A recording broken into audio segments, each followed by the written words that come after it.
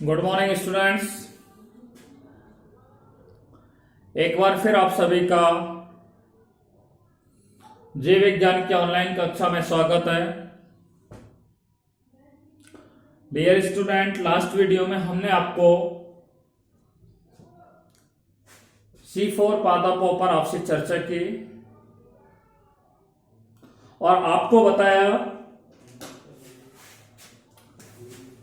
कि सर्वप्रथम कैपर्लो नाम के वैज्ञानिक ने मक्का में और कार्ड चौक नामक वैज्ञानिक ने गन्ने के पौधे की पत्तियों में प्रकाश संश्लेषण की क्रिया का क्या किया था, अध्ययन किया था। और इन्होंने बताया है कि कार्बन डाइऑक्साइड के अपचयन से प्रथम स्थायी यौगिक का निर्माण होता है जिसे ऑक्सैलो एसिटिक अम्ल कहा जाता है। ऑक्सैलो एसिटिक अम्ल में 4 कार्बन परमाणु पाए जाते हैं, इसलिए इस चक्र को C4 चक्र कहा जाता है। हैच और सिलेक नामक वैज्ञानिक ने गन्ने के पौधे की पत्तियों में प्रकाश संश्लेषण की क्रिया का अध्ययन किया और उसका एक रेखीय आरेख परिपथ क्या है, चित्र प्रस्तुत किया। इसलिए इस चक्र को हैच सिलेक चक्र भी कहा जाता है। देखिए C4 चक्र जो होता है वो एक बीजपत्री व द्विबीजपत्री पादपों में पाया जाता है। एक बीजपत्री पादपों में मक्का है, गन्ना है, बाजरा है। द्विबीजपत्री पादपों में अमरैंथस है और यूफोर्बिया पादप है। इन पादपों में C4 चक्र पाया जाता है। आपको मैंने बताया C4 पादपों की संरचना के बारे में, स्ट्रक्चर ऑफ C4 प्लांट्स पर आपसे चर्चा की और आपको बताया C4 जो पादप होते हैं उनमें 2 प्रकार की कोशिका पाई जाती है। 2 प्रकार के प्रकाश संश्लेषी कोशिका पाई जाती है। 2 प्रकार की क्या पाई जाती है, प्रकाश संश्लेषी कोशिका पाई जाती है, जिनमें एक कोशिका को पर्णमध्योतक कोशिका और दूसरी कोशिका को पूल आच्छादित कोशिका कहा जाता है। ठीक है, देखिए पर्णमध्योतक जो कोशिकाएं होती हैं इनमें मैंने आपको बताया कि हरित लवकों का आकार छोटा होता है और ये ग्रेना युक्त होते हैं, सुविकसित ग्रेना इनमें पाए जाते हैं। पूल आच्छादित की कोशिकाओं में हरित लवक का आकार बड़ा होता है, ये ग्रेना रहित होते हैं, थाइलेकोइड केवल स्ट्रोमा में पाए जाते हैं। ठीक है, पूल आच्छादित की जो कोशिका होती है वह संवहन पूल के चारों ओर 1 या 2 स्तरों के रूप में माला के समान संरचना के रूप में क्या है, पाए जाते हैं। ठीक है, ये संवहन पूल है। इस संवहन पूल के चारों ओर ये माला के समान संरचना के रूप में क्या पाए जाते हैं, पूल आच्छादित की कोशिका पाई जाती है। ठीक है, इस माला को जर्मन भाषा के अंदर क्रेंज कहा जाता है। इसलिए हम कह सकते हैं कि C4 पादपों में एक विशेष प्रकार की शारीरिकी पाई जाती है जिसे क्रेंज शारीरिकी कहा जाता है। देखिए C4 पादपों में प्रकाशिक अभिक्रिया पर्णमध्योतक की कोशिका में पूर्ण होती है, जबकि C4 पादपों में अप्रकाशिक अभिक्रिया पूल आच्छादित की कोशिकाओं में पूर्ण होती है। ठीक है, पूल आच्छादित की कोशिकाओं में अप्रकाशिक अभिक्रियाएं होती हैं और पर्णमध्योतक की कोशिकाओं में कौन सी क्रिया होती है, पर्णमध्योतक की कोशिकाओं में कौन सी क्रिया होती है, प्रकाशिक अभिक्रिया होती है। हम कह सकते हैं कि light reaction will be takes place in mesophyll cells and dark reaction will be takes place in bundle sheath cell in C4 plants. C4 पादपों में पर्णमध्योतक कोशिकाओं में प्रकाशिक अभिक्रियाएं होती हैं और पूल आच्छादित कोशिकाओं में अप्रकाशिक अभिक्रिया पाई जाती है। देखिए, उसके बाद हमने आपको चक्र के बारे में बात की थी। ठीक है, उस चक्र को हमने केवल थ्योरेटिकल आपको समझाया था। आज हम उसको आरेख चित्र के जरिए आपको समझाने जा रहे हैं। देखिए किस तरीके से हम आरेख चित्र पर बात करते हैं। देखिए, ये एक गन्ने का पादप होता है। ठीक है, इस गन्ने के पादप के अंदर ये क्या है, पत्तियां होती हैं इस तरीके की। ठीक है, आप देखिए वायुमंडल से कार्बन डाइऑक्साइड को इनकी पत्तियां क्या करती हैं, ग्रहण करती हैं। तो आपको बता दें इनके अंदर दो प्रकार की कोशिका पाई जाती है। देखिए C4 पादपों में दो प्रकार की कोशिका पाई जाती है। आज जो हम पढ़ने जा रहे हैं वो C4 चक्र का आरेखीय चित्रण के बारे में आपसे बात कर रहे हैं। आरेखीय चित्रण पर हम बात करने जा रहे हैं, ठीक है। तो C4 पादपों में दो प्रकार की प्रकाश संश्लेषी कोशिका पाई जाती है। एक को बोलते हैं पर्णमध्योतक कोशिका और दूसरी होती है पूल आच्छादकी कोशिका। इंग्लिश में बोलते हैं बंडल सीड सेल के नाम से इन्हें जाना जाता है, ठीक है। देखिए वायुमंडल से कार्बन डाइऑक्साइड को ये C4 पादपों की पत्तियों में उपस्थित जो रंध्र होते हैं वो पर्णमध्योतक की कोशिकाओं के माध्यम से ग्रहण करते हैं। पर्णमध्योतक की कोशिकाओं में फास्फोइनोल पाइरुविक अम्ल होता है। ये फास्फोइनोल पाइरुविक अम्ल जो होता है वो वायुमंडलीय कार्बन डाइऑक्साइड होती है, वायुमंडलीय कार्बन डाइऑक्साइड है। इस वायुमंडलीय कार्बन डाइऑक्साइड को फास्फोइनोल पाइरुविक कार्बोक्सिलेज एंजाइम की उपस्थिति में क्या करता है, ग्रहण करता है, ठीक है। तो फास्फोइनोल पाइरुविक अम्ल वायुमंडलीय कार्बन डाइऑक्साइड तथा फास्फोइनोल पाइरुविक कार्बोक्सिलेज एंजाइम की उपस्थिति में क्रिया करके फास्फोइनोल पाइरुविक अम्ल जो होता है वो ऑक्सैलो एसिटिक अम्ल में बदल जाता है। फास्फोइनोल पाइरुविक अम्ल में 3 कार्बन के परमाणु पाए जाते हैं, ऑक्सैलो एसिटिक अम्ल में 4 कार्बन के परमाणु पाए जाते हैं। देखिए ऑक्सैलो एसिटिक अम्ल जो होता है वो C4 पादपों में बनने वाला प्रथम स्थायी यौगिक होता है। प्रथम स्थायी यौगिक होता है ऑक्सैलो एसिटिक अम्ल। इस ऑक्सैलो एसिटिक अम्ल का यहाँ पर क्या होता है, अपचयन होता है, ठीक है। अपचयन जब होता है तो ऑक्सैलो एसिटिक अम्ल जो होता है वो NADP जो होती है वो NADPH प्लस H आयनों में क्या हो जाती है, परिवर्तित हो जाती है, ठीक है। गलत लिख दिया हमने, ये NADP ये लिख रहा हूं मैं दोबारा से, NADPH प्लस H आयन जो होता है वो NADP के अंदर क्या है, परिवर्तित हो जाता है, जिससे ऑक्सैलो एसिटिक अम्ल जो होता है वो मैलिक अम्ल में परिवर्तित हो जाता है। जैसे ही पर्णमध्योतक कोशिकाओं में मैलिक अम्ल का निर्माण हो जाता है तो ये पर्णमध्योतक की कोशिका होती है वो मैलिक अम्ल को, ठीक है, पूल आच्छादकी कोशिका में क्या कर देती है, स्थानांतरित कर देती है। तो मैलिक अम्ल कौन सी कोशिका में आ गया है, पूल आच्छादकी कोशिका में आ जाता है, ठीक है। पूल आच्छादकी कोशिका में मैलिक अम्ल आने के पश्चात इस मैलिक अम्ल के द्वारा डिकार्बोक्सिलेशन की क्रिया होती है, डिकार्बोक्सिलीकरण की क्रिया होती है, ठीक है।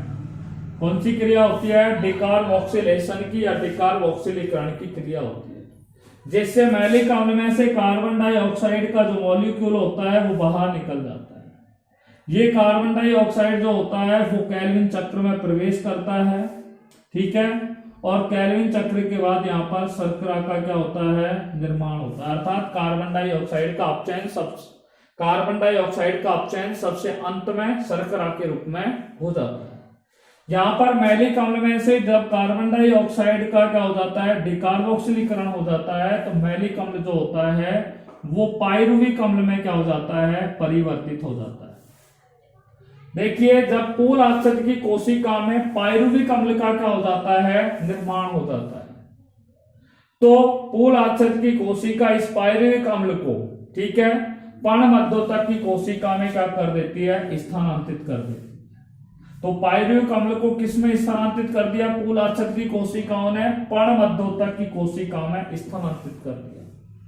और उसके पश्चात ये देखो पाइरुविक अम्ल आ गया है, और ये पाइरुविक अम्ल जो होता है वो ATP के अणु से क्या करता है, संयोग करता है, और ATP के अणु से जुड़ करके पुनः फास्फोइनोल पाइरुविक अम्ल का निर्माण करता है। फास्फोइनोल पाइरुविक अम्ल वायुमंडलीय कार्बन डाइऑक्साइड को फास्फोइनोल पाइरुविक कार्बोक्सिलेज एंजाइम की उपस्थिति में पुनः क्या करता है, कार्बन डाइऑक्साइड को ग्रहण करता है, जिससे फास्फोइनोल पाइरुविक अम्ल होता है वो ऑक्सैलो एसिटिक अम्ल में परिवर्तित हो जाता है। ऑक्सैलो एसिटिक अम्ल जो होता है इसका अपचयन होता है, ऑक्सैलो एसिटिक अम्ल का जब अपचयन होता है NADPH plus H ion NADP में परिवर्तित हो जाता है तो मैलिक अम्ल का निर्माण होता है। मैलिक अम्ल का निर्माण जब पर्णमध्योतक की कोशिका में हो जाता है तो पर्णमध्योतक की कोशिका इस मैलिक अम्ल को पूल आच्छादित की कोशिका में स्थानांतरित कर देती है। देखिए मैलिक अम्ल पर्णमध्योतक की कोशिका से किस में आ गया है, पूल आच्छादित की कोशिका में आ गया है। मैलिक अम्ल का यहाँ पर डिकार्बोक्सिलेशन होता है तो यहाँ पे NADP जो होगा NADP, ठीक है, H प्लस H आयन होगा वो पुनः किस में परिवर्तित हो जाएगा, NADP के अंदर क्या हो जाएगा, परिवर्तित हो जाएगा। ठीक है, या इस रिएक्शन को हम ऐसे भी लिख सकते हैं NADP, ठीक है, किसमें बदल जाता है, NADP H प्लस H आयनों में परिवर्तित हो जाता है। मैलिक अम्ल से जब कार्बन डाइऑक्साइड बाहर निकल जाती है तो कार्बन डाइऑक्साइड जो होते हैं वो विभिन्न पथों के माध्यम से केल्विन चक्र और केल्विन चक्र से शर्करा का क्या होता है, निर्माण होता है। अर्थात कार्बन डाइऑक्साइड का सबसे अंत में शर्करा के रूप में अपचयन हो जाता है। मैलिक अम्ल में से जब डिकार्बोक्सिलेशन की क्रिया हो जाती है, मैलिक अम्ल में जब डिकार्बोक्सिलीकरण की क्रिया हो जाती है तो मैलिक अम्ल पाइरुविक अम्ल में बदल जाता है। जब पाइरुविक अम्ल का निर्माण हो जाता है तो पूल आच्छादित की कोशिका में जब पाइरुविक अम्ल का निर्माण हो जाता है तो पूल आच्छादित की कोशिका इस पाइरुविक अम्ल को पर्णमध्योतक की कोशिका में स्थानांतरित कर देता है। पर्णमध्योतक की कोशिका इस एटीपी को, पर्णमध्योतक की कोशिका इस पाइरुविक अम्ल को एटीपी से क्या करता है, संयोग करता है या एटीपी से जुड़ जाता है। पाइरुविक अम्ल एटीपी से जुड़ करके फास्फोइनोल पाइरुविक अम्ल का निर्माण करता है और इस प्रकार से निरंतर रूप से C4 चक्र क्या है, पादपों में चलता रहता है। C4 चक्र मैंने आपको बता दिया, एक बीजपत्री पादपों में मक्का, गन्ना, बाजरा में पाया जाता है और द्विबीजपत्री पादपों में अमरैंथस और यूफोर्बिया, इन दो पादपों में C4 चक्र पाया जाता है। देखिए आज जो हम आपसे चर्चा करेंगे वो नेक्स्ट टॉपिक है हमारा C4 पादपों की विशेषता। ठीक है, किस पर बात करने जा रहे हैं, C4 पादपों की विशेषता पर आपसे बात करने जा रहे हैं। देखिए कैरेक्टरिस्टिक्स ऑफ C4 प्लांट्स, ठीक है, characteristics of C4 plants, characteristics of C4 plant. देखो C4 पादपों की विशेषता, सबसे पहली विशेषता है कि C4 जो पादप होते हैं उनमें प्रकाश शोषण नहीं पाया जाता है। Photo respiration is absent in C4 plants. ठीक है, C4 पादपों में प्रकाश श्वसन, फोटो रेस्पिरेशन जिसे हम बोलते हैं, प्रकाश श्वसन रेस्पिरेशन क्या होता है, अनुपस्थित होता है, प्रकाश श्वसन नहीं पाया जाता। ये पहली विशेषता है, C4 पादपों में प्रकाश श्वसन नहीं पाया जाता है, प्रकाश श्वसन का अभाव होता है।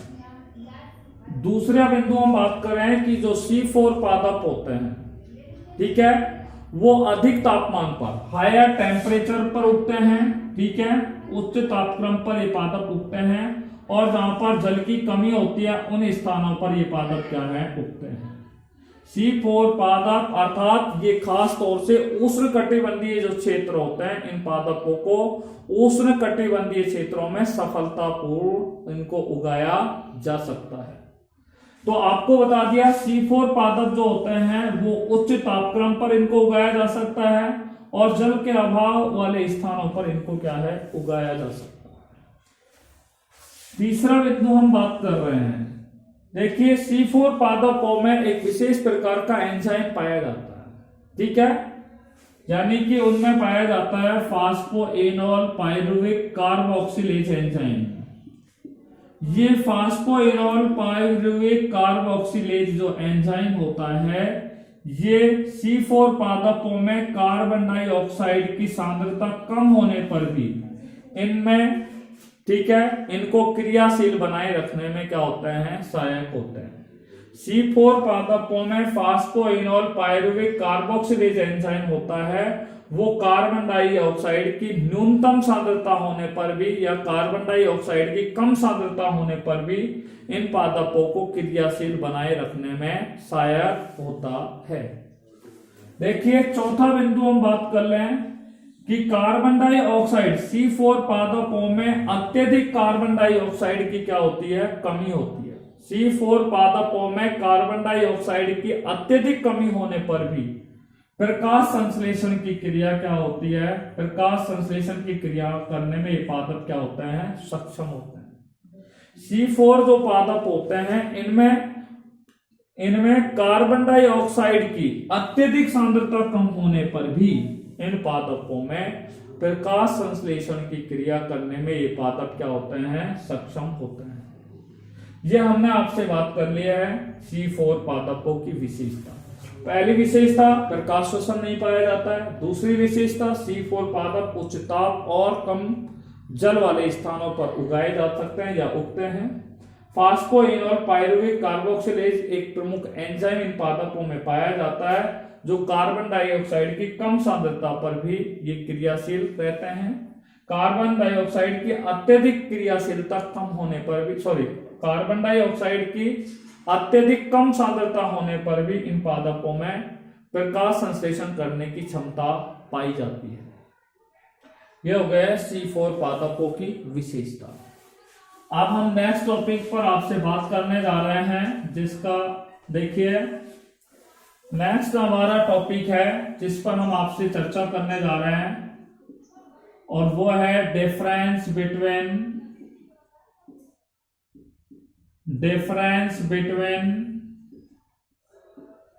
C3 and C4 plant. C3 और C4 पादपों में अंतर, ठीक है। देखो C3 पादपों में और C4 पादपों में क्या अंतर है, बात करने जा रहे हैं, ठीक है। मेन अंतरों पर हम यहां पर आपसे चर्चा कर रहे हैं। देखो बेटा, नंबर 1, पहला हम बात करते हैं अनुकूलित तापक्रम के बारे में। अनुकूलित तापक्रम। देखिए C3 पादपों के लिए अनुकूलित जो तापक्रम होता है वो 10 डिग्री सेल्सियस से लेकर 25 डिग्री सेल्सियस होता है। अर्थात C3 पादप जो होता है वो 10 से लेकर के 25 डिग्री सेल्सियस तापक्रम पर जीवित रहते हैं, इनका अस्तित्व बना रहता है। C4 जो पादप होते हैं वो 30 से 40 डिग्री सेल्सियस तापक्रम पर क्या है, अनुकूलित बने रहते हैं, ठीक है।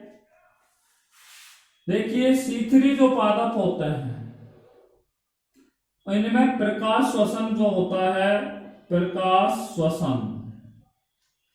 C3 पादपों में प्रकाश श्वसन जो होता है वो पाया जाता है, ठीक है।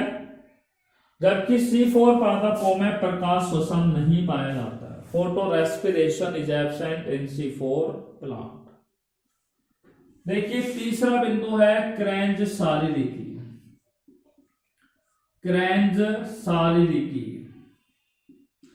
C3 जो पादप होते हैं उनमें क्रेंज शारीरिकी नहीं पाई जाती, जबकि C4 पादपों में कौन सी शारीरिकी पाई जाती है, क्रेंज शारीरिकी पाई जाती है, ठीक है।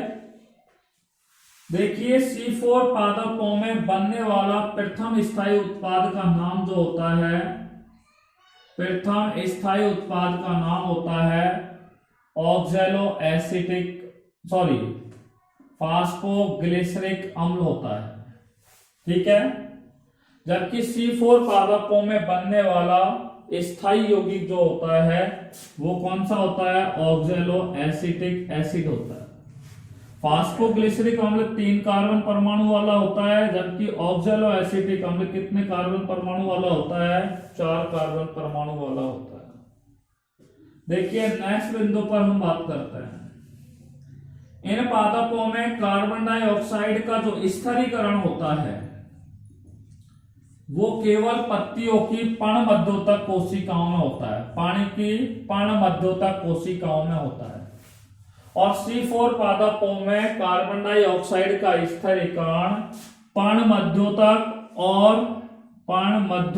और पूल आच्छद की कोशिकाओं में होता है। कौन सी कोशिकाओं में होता है? पूल आच्छद की कोशिकाओं में होता है। कार्बन डाइऑक्साइड का स्थिरीकरण C3 पादपों में पर्णमध्योतक कोशिकाओं में, ठीक है, और C4 पादपों में कार्बन डाइऑक्साइड का स्थिरीकरण पर्णमध्योतक और पूल आच्छद की कोशिकाओं में होता है।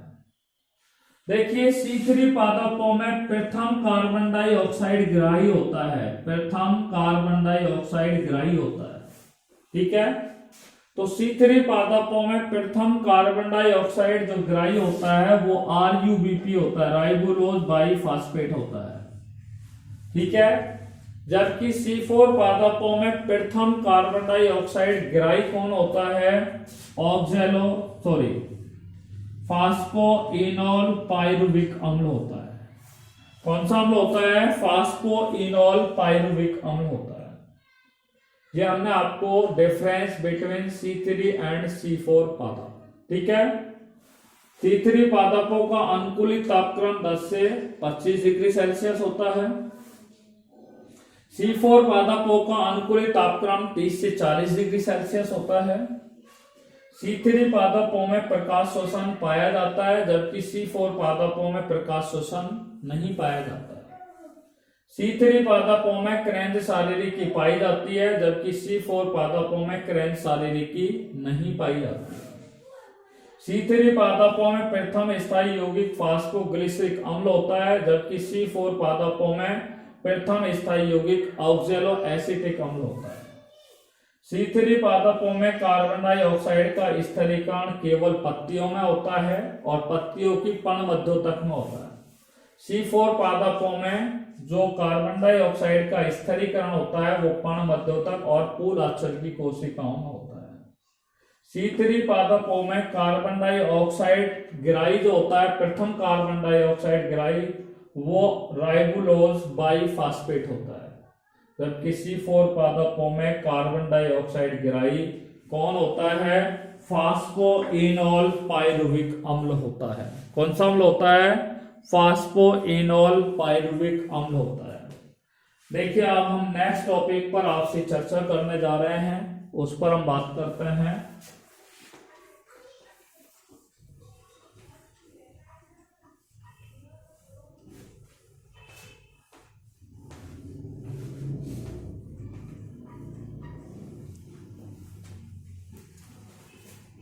नेक्स्ट है हमारा काम चक्र। सबसे पहले हम बात करते हैं कि भाई काम का पूरा नाम क्या है।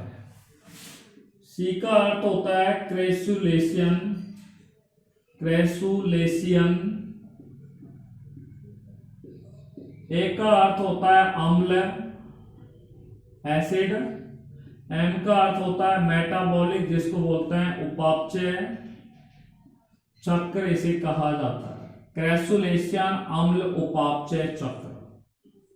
देखिए क्रेसुलेशियन अम्ल उपापचय जो चक्र पाया जाता है, ध्यान से सुनना है, क्रेसुलेशियन अम्ल उपापचय जो चक्र पाया जाता है वह, ठीक है, क्रेसुलेसी कुल के पादपों में पाया जाता है। या हम कह सकते हैं कि क्रेसुलेसी कुल के जो पादप हैं उनमें सबसे पहले काम चक्र का अध्ययन किया गया। काम चक्र का या क्रेसुलेशियन अम्ल उपापचय चक्र का अध्ययन सर्वप्रथम क्रेसुलेसी कुल के पादपों में किया गया। और क्रेसुलेसी कुल के पादप कौन से होते हैं? यक्का। दूसरा पादप होता है अगेव, ठीक है। तीसरा पादप होता है नागफनी। चौथा होता है अनानास, ठीक है। पांचवा होता है एकाइनोकैक्टस, एकाइनोकैक्टस। चौथा है क्रेसुला, क्रेसुला। ये सारे पादप क्रेसुलेसी कुल के अंतर्गत आते हैं। इन सभी पादपों के अंदर काम चक्र अर्थात क्रेसुलेशियन अम्ल उपापचय चक्र पाया जाता है। यक्का, अगेव, नागफनी, अनानास, एकाइनोकैक्टस और क्रेसुला जो पादप होते हैं उनमें क्रेसुलेशन अम्ल उपापचय चक्र पाया जाता है। देखिए काम चक्र जो होते हैं, जिन पादपों में काम चक्र पाए जाते हैं, तो ये पादप जो होते हैं वो खास तौर से मांसल होते हैं और शुष्क वातावरण में पाए जाते हैं। ठीक है, जिन पादपों में काम चक्र पाया जाता है वे पादप कौन से वातावरण में पाए जाते हैं? शुष्क वातावरण में पाए जाते हैं, या शुष्क वातावरण में वो पादप उगते हैं। दूसरी बात है, ये पादप कैसे होते हैं? मांसल होते हैं। इन पादपों की जो पत्तियां होती हैं, मैं आपको बता दूं, इन पादपों की जो पत्तियां होती है वो मांसल और कैसी होती है? गूदेदार होती है। काम चक्र वाले पादपों की जो पत्तियां होती हैं वो कैसी होती है? मांसल और कैसी होती हैं? गूदेदार होती है। क्लियर पॉइंट आपकी समझ आ गया होगा कि इनकी पत्तियां मांसल और कैसी होती हैं? गूदेदार होती है। देखिए जिन पादपों में काम चक्र पाया जाता है, इन पादपों में रंध्र पाए जाते हैं, और वो रंध्र जो होते हैं वो रात्रि के दौरान क्या है? खुलते हैं। रंध्र कब खुलते हैं? रात्रि के दौरान क्या है? खुलते हैं, और दिन के समय में ये रंध्र क्या होते हैं? बंद रहते हैं। ऐसे पादप जिनके रंध्र रात को खुलते हैं, दिन में बंद रहते हैं, कौन से पादप होते हैं? काम चक्र वाले पादप। काम चक्र वाले पादप यक्का है, अगेर है, नागफनी है, अनानास है, इकाइनोकैक्टस है और क्रेसुला है। ये सारे पादप होते हैं, उनमें काम चक्र पाए जाते हैं। इन पादपों के रंध्र रात में खुलते हैं, दिन में क्या रहते हैं? बंद रहते हैं। और इस प्रकार के रंध्र को तिमिर सक्रिय रंध्र कहा जाता है। क्या कहा जाता है? तिमिर सक्रिय रंध्र कहा जाता है। क्या कहा जाता है? तिमिर सक्रिय रंध्र कहा जाता है। ठीक है, तिमिर का अर्थ होता है अंधेरा।